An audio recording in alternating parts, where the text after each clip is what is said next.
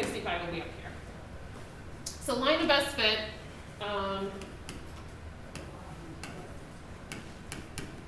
Okay, so really I went up by ones, I just showed only every other on the bottom. So I'm going to put our data on the graph.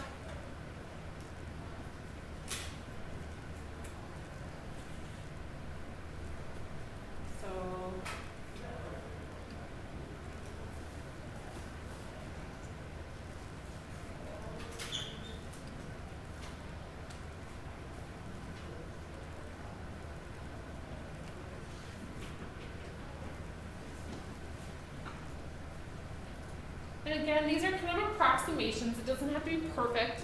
We're kind of in between a few things here. That's a pretty straight line, it looks like.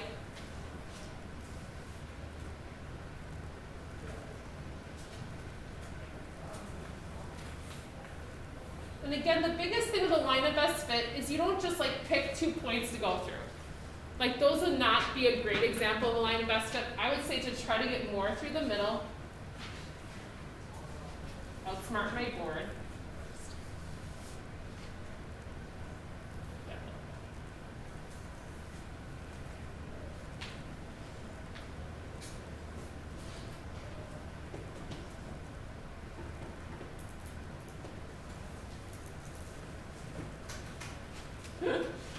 Or just leave the point where it is because it's not working. All right, let's see.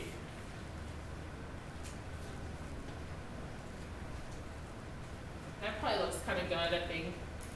That one. So a few above, a few below.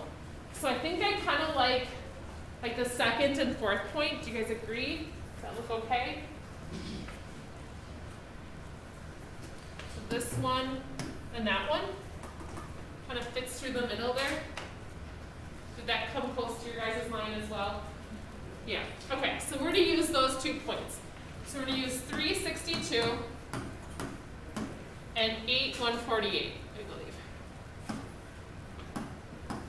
Now going into this, I should know already my slope is uphill, because obviously the more they work, the more tips they earn. So it should be going uphill, so I should have a positive slope. So just being aware of that so I don't make a silly mistake like that. And it's a pretty steep slope.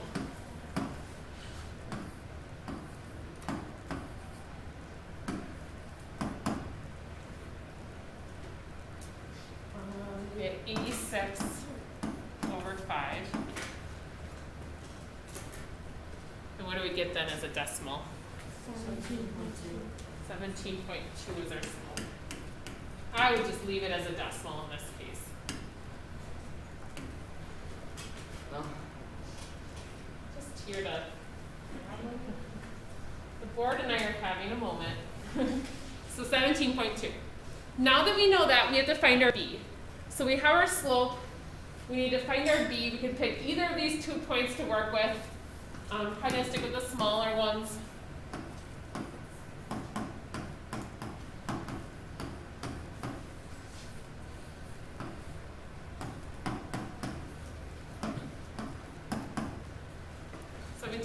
.2 times 3, something 0.6, right? Okay. 51.6. What we got? And then we're going to move that 51.6 over.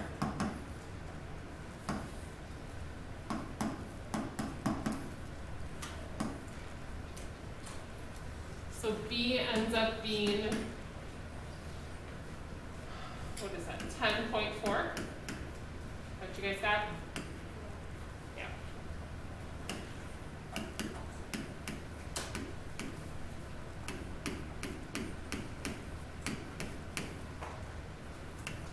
Now I will warn you guys, this equation probably doesn't work very well for if he chooses not to go to work at all.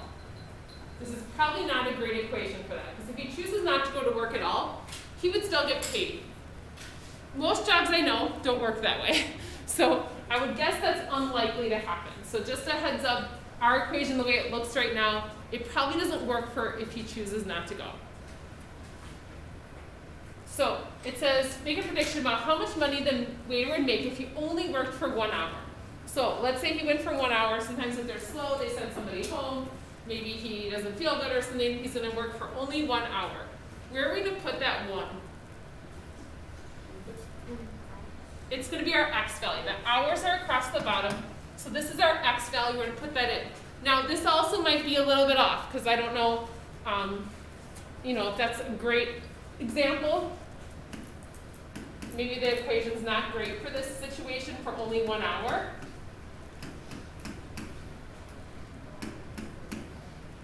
It's a pretty lucrative job otherwise, because basically he's making $27.60, right?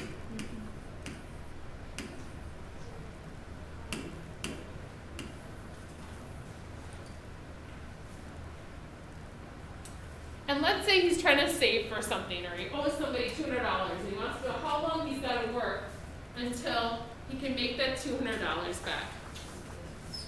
What are we going to do with the 200 now? Yeah, go ahead, Trista. Yeah, so this is the outcome, and we're trying to find what the input would have to be. So we're going to put 200 in as our y.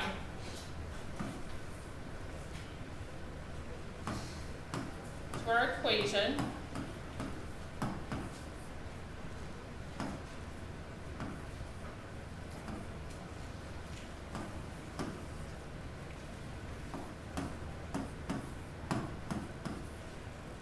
So I have to move that 10.4 over.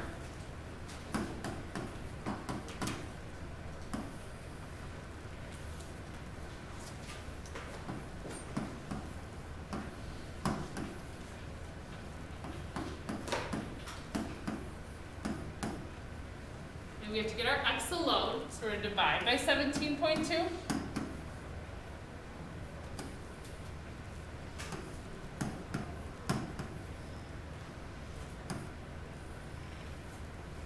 How many hours does he have to work? What's that? Well, it's like 11.02. Okay, Scott. Now, he wants to earn $200. Do you think he can work that little extra part of an hour and just say, see ya, I'm out? No, he probably, I am assuming his boss would want him to work, so you probably want to round up on this one, like we talked about Barbie Bungie yesterday. We wanted to round down because we wanted to keep her safe. I would probably actually say he's going to work 12 hours because of the fact that if he really wants to make that money, he'd rather be over than under. Depends really how badly he needs exactly $200. But he's not going to be like, oh, like it's been 11 hours and 5 minutes, I'm out of here. That'd be kind of awkward. So you usually don't work that way. All right, and then this one, remember, we talked about this yesterday, finding the zero of the function if they give us the equation like f of x. Where do I put the 0 in then?